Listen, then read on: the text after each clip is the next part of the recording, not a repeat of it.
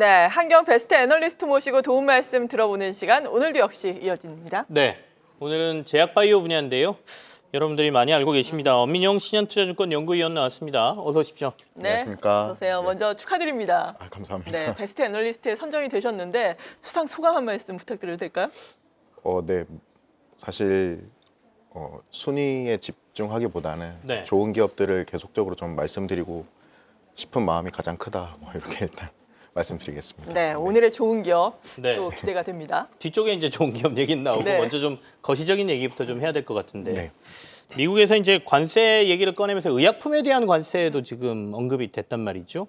이게 국내 업체들한테 얼마나 영향을 미칠까가 이제 좀 걱정이긴 한데 트럼프의 관세 영향 국내 바이오 제약 업체들은 어떨 걸로 보십니까? 일단 외국에서 생산된 의약품들에 대해 관세를 부과하는 상황이고 네. 원료 자체를 수출하느냐 또는 제품을 수출하느냐에 따라서 관세가 좀 나뉩니다. 원료 수출 같은 경우에는 관세가 더 적을 걸로 예상은 하고 있는데 국내에 있는 삼성바이오로직스, 셀트리온, SK바이오팜 같은 기업들이 아무래도 지금 즉각적인 대응을 좀 준비하고 있는 상황이고 네. 제가 생각했을 때는 미국은 높은 약가 때문에 지금 많은 문제가 생기고 있는 상태고 또한 트럼프 정부가 취임 당시에 약가 인하를 지금 공약으로 걸은 상황이기 때문에 네. 사실상 미국인 삶에 직접적인 타격을 주는 이 약가 부분을 영향을 줄 수 있는 상태거든요.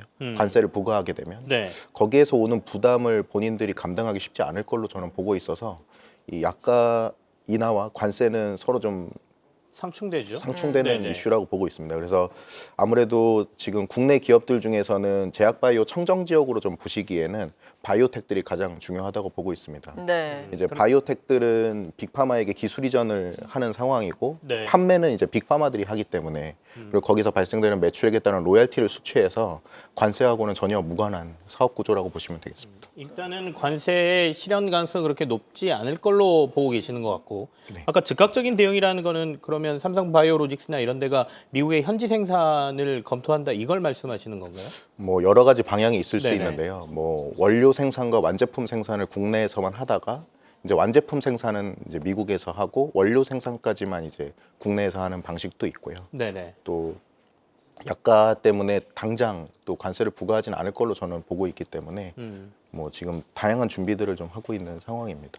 그러면 네. 관세만 놓고 보면 아까 말씀하신 데에서 삼성바이오로직스나 셀트리온 이런 데보다는 아까 신약 개발 업체가 훨씬 더 관세를 피할 수 있는 좋은 투자 전략처다. 이런 맞습니다. 말씀으로 저희가 이해하면 되네요. 이에 따라서 빅파마들 특히나 기술 이전과 관련해서 주목을 하고 계시다라는 말씀으로 우리가 이해를 해볼 수 있을 텐데 지금의 현황이 어떻습니까? 지금 22년에 ABL 바이오와 사노피의 기술 이전 1건, 네. 그리고 23년에 3건, 그리고 작년에 7건의 기술 이전 및 공동 개발 체결이 나왔고 올해 2월 7일에 이제 올릭스가 릴리하고 이제 기술 이전 계약을 체결을 했습니다. 그래서 저는 사실 이따가 뒤에서 말씀드릴 포인트긴 하지만 네. 국내 기업들 중에서 현재 빅파마하고 계약을 체결한 회사들이 굉장히 많아지고 있거든요. 저희가 과거에 삼성전자나 카카오, 네이버를 샀을 때 우량주들을 사고 싶어 해서 그랬던 거잖아요. 그래서 바이오 쪽에서도 제가 생각했을 때는 내년 알테오젠이 수천억의 현금 흐름을 일으킬 걸로 보고 있습니다. 네. 그렇게 되면 바이오 우량주들을 사고 싶어하는 경향이 나타날 거고 거기서 개인들에게 가장 좀 신뢰를 줄 수 있는 부분은 결국 빅파마하고 계약을 체결한 국내 바이오텍들을 보자. 이렇게 좀 저는 귀결될 거라고 예상하고 있습니다.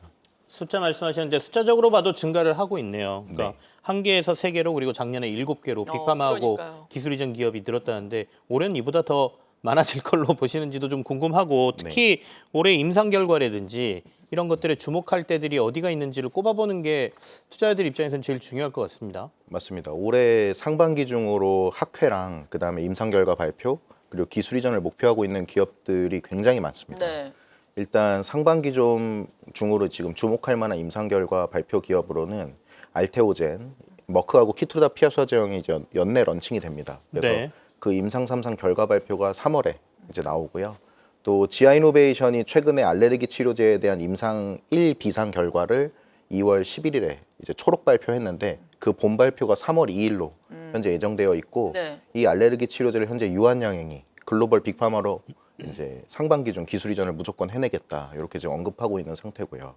또 ABL 바이오가 현재 담도암 치료제인 ABL001 233 결과를 1분기 말 발표할 예정입니다. 얼마 안 남았네요. 다. 네, 맞습니다.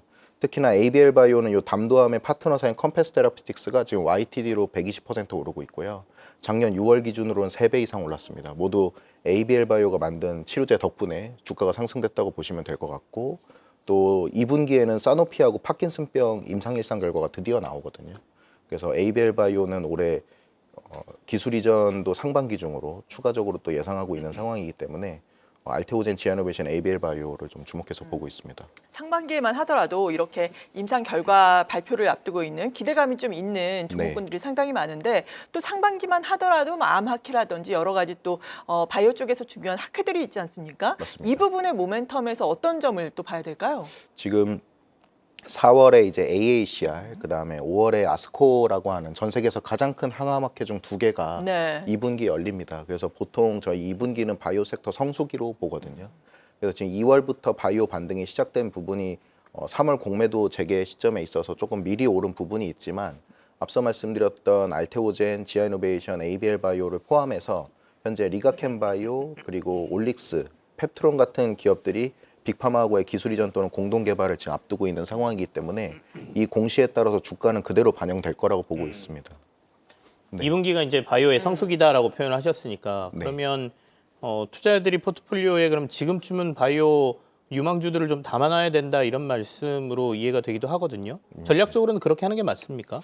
사실 좀 큰 틀에서 보면 네. 네. 뭐 개인분들은 조금 더 장기적인 목표를 가지고 가져가셨을 때 저는 빅파마가 계약한 기업들을 보시면 제일 좋다고 말씀을 드리거든요. 그리고 그 기업들이 지금 주가가 이미 선반영되어 있냐라는 부분에 대해선 아직 그렇지 않다라고 말씀을 드립니다. 그래서 올해 계약이 나오면 내년에 그 임상 결과가 나오고 그 임상 결과를 토대로 또 빅파마가 계약을 체결하고 하는 순환 구조가 선순환. 네. 선순환 구조가 네. 가기 때문에 지금까지 기술 이전 계약을 빅파마하고 성공했던 모든 기업들이 네. 다 그 해 당시보다 그 다음 해 주가가 더 좋고 또 더 좋아집니다.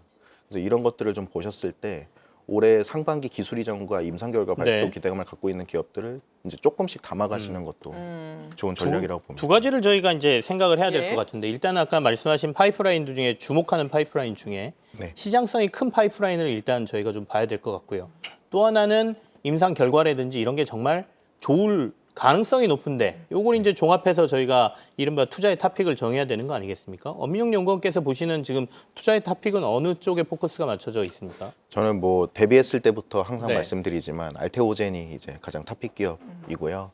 드디어 연내 런칭을 지금 목표 중인 상황입니다. 그래서 머크 키트루다라는 제품이 작년 연매출이 42조 원이 나왔고, 이 제품을 지금 12개월에서 18개월 내에 머크가 직접 피하수사 제형으로 이제 교체할 예정입니다. 그렇게 네. 되면 내년 정도 50조 원이 넘어갈 걸로 보고 있거든요. 그럼 거기서 30%면 40%면 한 20조 원 연매출은 나오는 상황입니다. 거기서 저희가 판매 마일스톤을 먼저 수취하게 되고, 그게 한 6%에서 7%, 그다음에 누적 매출 20조 원이 넘어가게 되면 그때부터는 이제 분기별 정산으로 로열티가 한 4~5% 들어올 걸로 추정하고 있는데, 그렇게 되면 작년 삼성바이오로직스 영업이익을 내년에 알테오젠이 또 실현할 가능성도 있는 상황이거든요.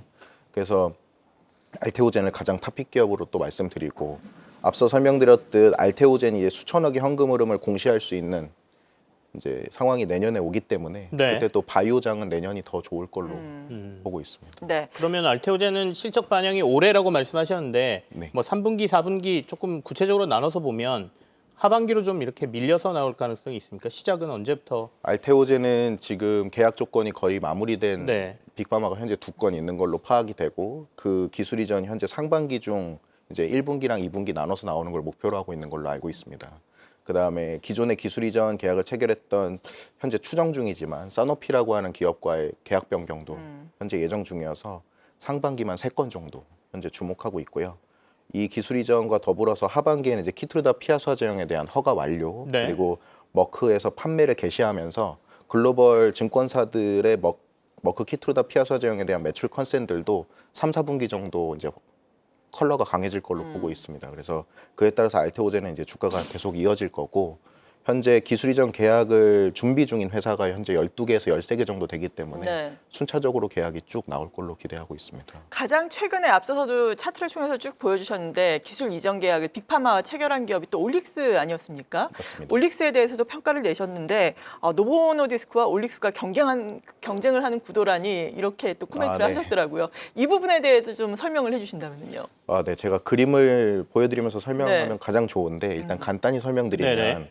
올릭스가 이번에 그 릴리하고 체결한 기술 이전 계약은 경쟁사가 노보노디스크 한 곳뿐입니다. 근데 그 노보노디스크의 NN6581이라고 하는 더블 네. N6581이라는 파이프라인은 현재 임상 1상 진행 중이고요. 그 파이프라인은 다이서나라는 기업을 4.3조에 인수하면서 가지고 온 파이프라인이에요. 여기서 가장 중요한 포인트는 릴리가 만약 그 노보노디스크의 더블 N6581보다 임상 결과가 좋지 않았다면 또는 향후에 전망되는 임상 결과들이 부정적이었다면 절대 이 파이프라인을 사지 않았을 것이다. 두 기업이 모두 임상 1상 단계이고 네네. 릴리가 이 파이프라인을 올릭스로부터 가져갔다는 것은 노보보다 우위에 있다는 판단 때문일 거라고 저는 말씀을 드립니다. 대단한 거네요. 주가는 맞습니다. 많이 올랐는데 사실 투자 의견은 제시를 안 해주셨더라고요. 추가적으로 재평가될 가능성이 있다고 보시는 건가요? 아직은 릴리의 기술 예. 이전된 파이프라인이 현재 임상 결과가 공개되진 않은 상황이어서 그 부분이 확실시 되면 이제 목표 주가도 달 수가 있을 거고 또 현재 글로벌 화장품 회사하고의 탈모 화장품 공동 개발 계약도 이제 1분기 중 목표하고 있고 또 3월 말에서 4월 초에 올릭스가 황반변성 치료제에 대한 임상 1상 결과를 또 발표 예정입니다. 네. 네. 그리고 그 결과를 토대로 또 하반기에 빅파마하고 기술 이전 협의를 현재 목표로 하고 있는 상황이기 때문에 올릭스도 지금 단계에 많이 올랐고 또 작년에 자금 조달 이슈 때문에 전반적으로 주가가 좀 꺾여 있었던 상태여서 이제 만약에 탈모 화장품과 관련된 공동 개발 계약이 나올 경우 네. 계약금이 수취되잖아요. 그 금액을 이제 받았을 때 추가 자금 조달이 있을지 없을지가 가장 키일 것 같습니다. 네, 올릭스와 관련해서도 여쭤봤고 상반기 제약 바이오에 있어서 투자 전략을 정리를 해주신다면 어떨까요? 마지막으로. 네, 그래서 올해부터 알테오젠과 유한양행을 시작으로 국내에서 개발한 바이오 또는 케미컬 신약들이 이제 미국 FDA를 포함한 전 세계에서 현재 성과를 낼 수 있는 상황입니다. 그래서 우리나라 바이오 섹터가 전반적으로 신뢰도가 굉장히 크게 하락되어 있는 상황이고 이제 막 시작된다고 저는 보거든요. 네. 그리고 그 첫 시발점이 올 하반기 알테오젠의 키트루다 피아사젠 허가 완료로 이제 크게 폭발 성장할 걸로 저는 보고 있고요. 그래서 바이오 투자가 많이들 어렵다고 생각하시지만 장기적으로 보면 가장 저는 쉬운 섹터라고 보고 있습니다. 특히나 우리나라 바이오 기업들이 이제 올해랑 내년 FDA 승인 약물들이 계속적으로 나오는 상황에서 빅파마가 계약한 기업들에 대한 이제 투자 심리가 많이 개선될 걸로 저는 보고 있거든요. 그래서 빅파마가 대신해서 이 기업의 기술력 그리고 이제 여러 가지 네. 메리트들을 좀 딱 찝어주고 있다. 저는 이렇게 보거든요. 계약을 통해서. 네. 그렇기 때문에 바이오 우량주를 이제 투자하고 싶으시다면 이제 빅파마가 계약한 기업들을 보시면 된다. 이렇게 또 말씀을 드립니다. 네. 제약 바이오가 가장 쉬웠다 이렇게 말씀하시니까 마치 저희 중고등학교 때 공부할 때 국영수가 가장 쉬웠습니다라는 네. 느낌으로도 받아들여지긴 하는데 빅테크 쪽, 그러니까 빅파마 쪽하고 계약이 큰 데들 위주로 본다라고 하면 그렇게 어려울 건 없다 이런 말씀으로 저희가 이해를 해보죠. 네, 맞습니다. 네. 알겠습니다. 오늘 제약바이오 부분 1위 엄민용 신약투자연구위원과 함께했습니다. 고맙습니다. 감사합니다. 계속해서 다양한 경제 이슈를 알고 싶다면 구독과 좋아요, 알림 설정 부탁드립니다. AI 캐스터 권미정이었습니다.